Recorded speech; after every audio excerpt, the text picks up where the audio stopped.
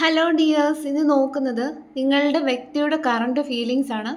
ഇതൊരു general reading ആണ്, timeless ആണ്. നിങ്ങൾ എപ്പോഴാണ് ഈ വീഡിയോ കാണുന്നത് അപ്പോൾ മുതൽ നിങ്ങൾക്ക് റെസനേറ്റ് ആയി തുടങ്ങുന്നതായിരിക്കും. ഇതൊരു ജനറൽ റീഡിംഗ് ആയതുകൊണ്ട് തന്നെ ഒരുപാട് പേരുടെ എനർജീസ് ആവാം ഇവിടെ വരുന്നത്. നിങ്ങൾക്ക് റെസനേറ്റ് ആവുന്ന കാര്യങ്ങൾ മാത്രം എടുക്കുക, അല്ലാത്തത് വിട്ടുകളയുക. ജനറൽ റീഡിംഗ് കണ്ടതിന് ശേഷം ലൈഫിൽ ആരും ഒരു ഡിസിഷൻ എടുക്കാതെ ഇരിക്കുക. പേഴ്സണൽ റീഡിംഗ് ആവശ്യമുള്ളവർക്ക് എൻ്റെ നമ്പറിൽ കോൺടാക്ട് ചെയ്യാവുന്നതാണ്. അതുപോലെ തന്നെ ടാരോട്ട് പഠിക്കാൻ താല്പര്യമുള്ളവർക്കും എൻ്റെ നമ്പറിൽ കോൺടാക്ട് ചെയ്യാവുന്നതാണ്. നോക്കാം. നിങ്ങൾ വളരെയധികം പോസിറ്റീവായിട്ടിരിക്കുക. നിങ്ങളുടെ വ്യക്തിയുടെ ഇപ്പോഴത്തെ കറണ്ട് എനർജി.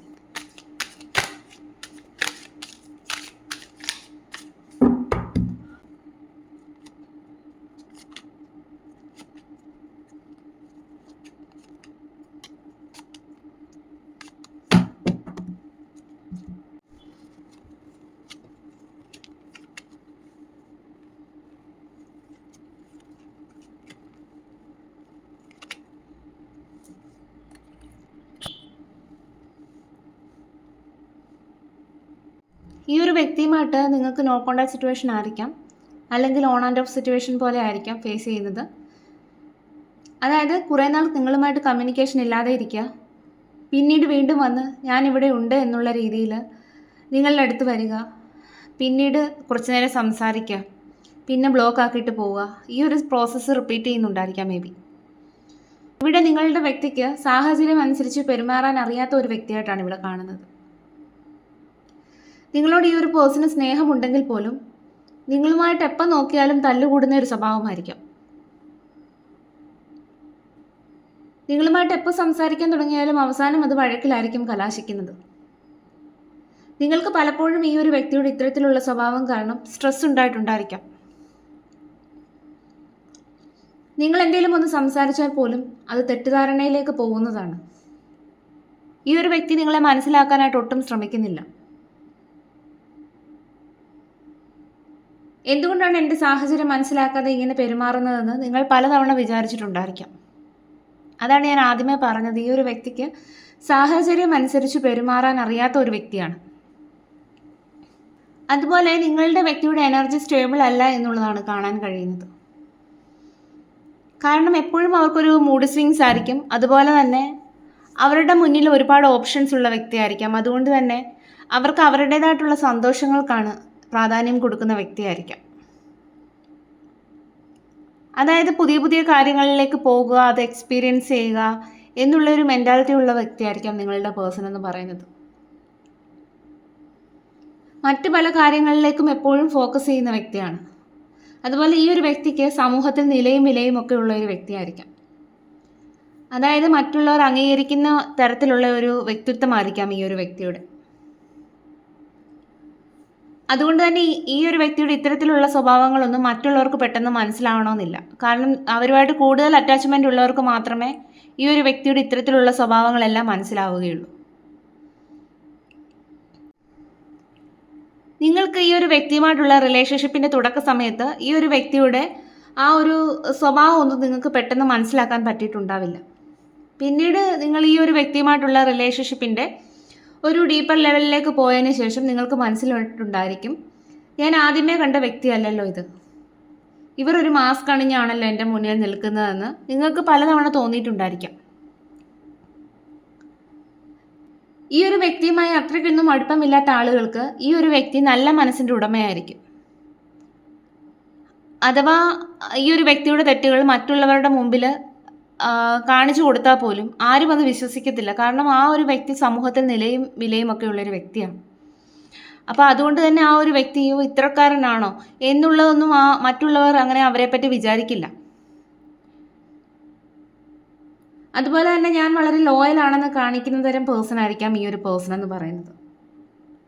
അത് നിങ്ങളുടെ മുന്നിലാണെങ്കിലും ശരി, മറ്റുള്ളവരുടെ മുന്നിലാണെങ്കിലും ശരി. നിങ്ങൾ തമ്മിൽ എന്ത് വഴക്ക് നടന്നാലും അവസാനം നിങ്ങളെയാണ് ആ ഒരു പേഴ്സൺ കുറ്റക്കാരൻ അല്ല കുറ്റക്കാരിയാക്കുന്നത്. താൻ തെറ്റ് ചെയ്താൽ പോലും തെറ്റ് സമ്മതിക്കാതെ മറ്റുള്ളവരുടെ തലയിൽ ആ ഒരു കുറ്റങ്ങളെല്ലാം അടിച്ചേൽപ്പിക്കുന്ന തരം പേഴ്സണാലിറ്റി ആയിരിക്കാം നിങ്ങളുടെ പേഴ്സൻ്റേത്.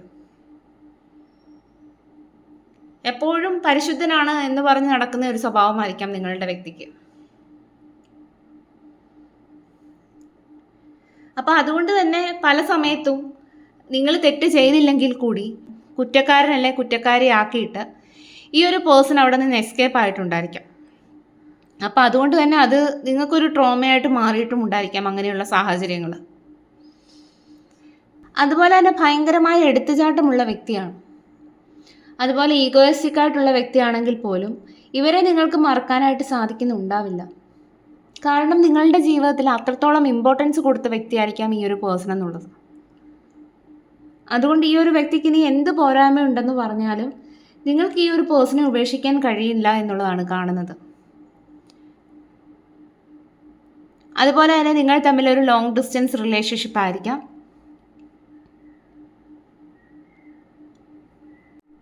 നിലവിലെ സാഹചര്യത്തിൽ ഈ ഒരു വ്യക്തി ഒട്ടും സാറ്റിസ്ഫൈഡ് അല്ല. ഇപ്പോൾ ആ ഒരു വ്യക്തിക്ക് സന്തോഷങ്ങൾ ഉണ്ടെങ്കിൽ പോലും അതിലൊന്നും ആ ഒരു വ്യക്തിക്ക് സന്തോഷിക്കാൻ കഴിയുന്നുണ്ടാവില്ല. ഞാൻ ആദ്യമേ പറഞ്ഞു, ഈ ഒരു വ്യക്തി ആ ഒരു വ്യക്തിയുടേതായിട്ടുള്ള സന്തോഷങ്ങൾ തേടി പോകുന്ന ഒരു പേഴ്സണാണ്. അപ്പം ഇപ്പോൾ സന്തോഷം ആ ഒരു വ്യക്തിയുടെ കൂടെ ഉണ്ടെങ്കിലും അതൊന്നും കാണാതെ ചിലപ്പോൾ ഈ ഒരു വ്യക്തി മറ്റെന്തെങ്കിലും സാഹചര്യത്തിന് വേണ്ടിയിട്ട് അല്ലെങ്കിൽ അത് കിട്ടണമെന്ന ആഗ്രഹത്താൽ പോകുന്ന ഒരു വ്യക്തിയാണ്.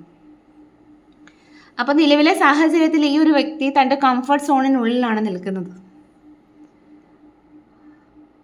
അപ്പം ആ ഒരു സാഹചര്യം വിട്ട് പുറത്തിറങ്ങിയാൽ മാത്രമേ നിങ്ങൾക്ക് വേണ്ടിയിട്ട് ആ ഒരു വ്യക്തി ഒരു ആക്ഷനും ഡിസിഷനും ഒക്കെ എടുക്കുകയുള്ളൂ. ഇപ്പോൾ ആ ഒരു വ്യക്തിയുടേതായിട്ടുള്ള ലോകത്തിലാണ് കഴിയുന്നത്. ഈ ഒരു സമയം നിങ്ങളുടെ പേഴ്സണ് എന്താണ് പറയാനുള്ളത്?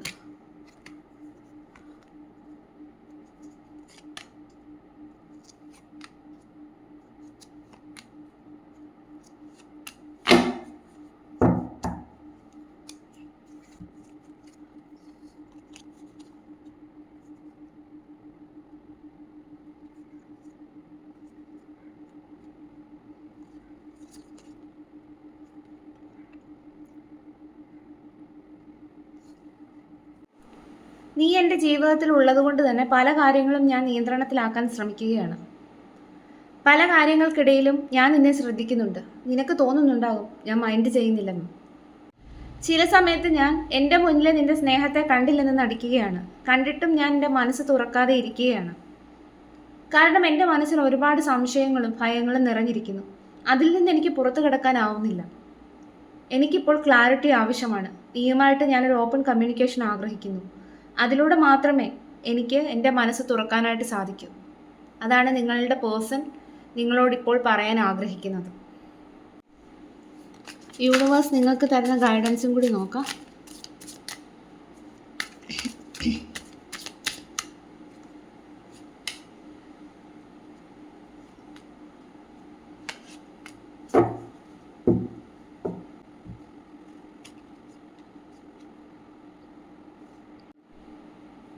ഇപ്പോഴത്തെ സാഹചര്യത്തിൽ അടുത്ത കാലത്ത് നിങ്ങൾക്കോ നിങ്ങളുടെ വ്യക്തിക്കോ പാസ്റ്റിൽ ഒരുപാട് നഷ്ടങ്ങൾ ഉണ്ടായതായിട്ട് കാണുന്നു.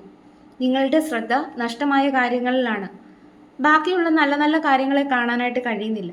ഈ ഒരു വ്യക്തി ഈ ഒരു 3 കപ്പിലാണ് കോൺസെൻട്രേറ്റ് ചെയ്യുന്നത്.